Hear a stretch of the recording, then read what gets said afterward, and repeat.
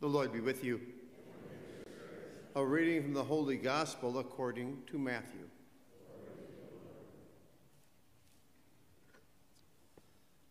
Jesus said to his disciples, "Do not think that I have come to abolish the law or the prophets. I have come not to abolish, but to fulfill. Amen, I say to you, until heaven and earth pass away, not the smallest letter or the smallest part of a letter will pass from the law until all things have taken place. Therefore, whoever breaks one of the least of these commandments and teaches others to do so will be called least in the kingdom of heaven. But whoever obeys and teaches these commandments will be called greatest in the kingdom of heaven. I tell you, unless your righteousness surpasses that of the scribes and Pharisees, you will not enter the kingdom of heaven. You have heard that it was said to your ancestors, 'You shall not kill, and whoever kills will be liable to judgment.'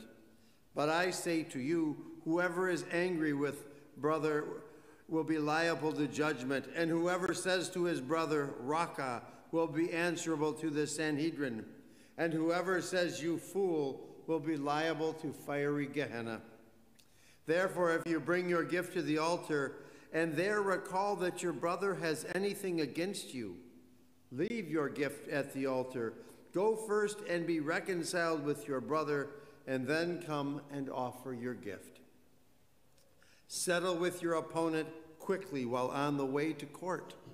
Otherwise, your opponent will hand you over to the judge, and the judge will hand you over to the guard, and you will be thrown into prison. Amen, I say to you, you will not be released until you have paid the last penny. You have heard that it was said, 'You shall not commit adultery.' But I say to you, everyone who looks at a woman with lust has already committed adultery with her in his heart. If your right eye causes you to sin, tear it out and throw it away. It is better for you to lose one of your members than to have your whole body thrown into Gehenna. And if your right hand causes you to sin, cut it off and throw it away. It is better for you to lose one of your members than to have your whole body go into Gehenna. It was also said, 'Whoever divorces his wife must give her a bill of divorce.' But I say to you, whoever divorces his wife, unless the marriage is unlawful, causes her to commit adultery, and whoever marries a divorced woman commits adultery. Again, you have heard that it was said to your ancestors, 'Do not take a false oath, but make good to the Lord all that you vow.' But I say to you, do not swear at all, not by heaven, for it is God's throne, nor by the earth, for it is his footstool, nor by Jerusalem, for it is the city of the great King. Do not swear by your head, for you cannot make a single hair white or black. Let your yes mean yes, and your no mean no. Anything more is from the evil one." The Gospel of the Lord.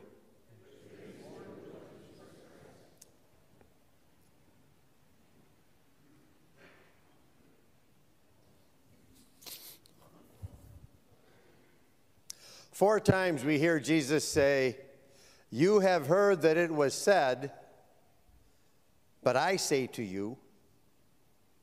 We will hear it two more times in next week's gospel passage. "You have heard that it was said, but I say to you." Jesus is laying out his teaching, what it means to follow his way. He's calling us to do much more. He's calling us to aim higher. Now, some people felt he was throwing out the law. The law had been their guide for over 1,000 years.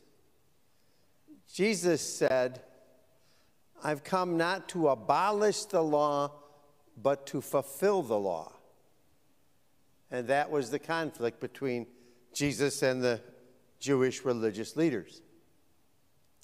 For the Jewish religious leaders, the law was the final word. It had been their guide for over 1,000 years, and to fulfill the law simply meant to follow the law to the letter, to adhere to all the precepts of the law. It was given them by God, and it needed to be upheld. The problem was the law had become a limit. It told them what their obligation was. It also told them when their obligation was fulfilled. And once it was fulfilled, they had done all that was required of them. It became a minimum standard. And as we heard, as Jesus explained it, much of it is saying what they should not do. As long as you don't do these things, you have done what is required. Jesus could see that this view of the law, this way of using the law, left a lot to be desired. He was calling for much more. He wasn't just telling them what not to do. He was asking for positive action. He was calling them to do more than not harm others. He wanted them to act for their good. For Jesus, the only action that truly fulfills the law is to love. And to love is the only command that Jesus ever gave. Love doesn't simply tell us not to harm. It tells us to act for the good of others.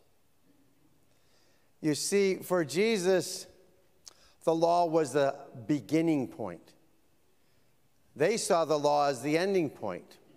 That's all you had to do. Jesus saw it as the beginning. This is where you start. He wasn't saying the law was wrong. It got people going in the right direction. The problem was, it didn't go far enough. It wasn't the end. It was the beginning. Now, like all of you, I've had some bad days.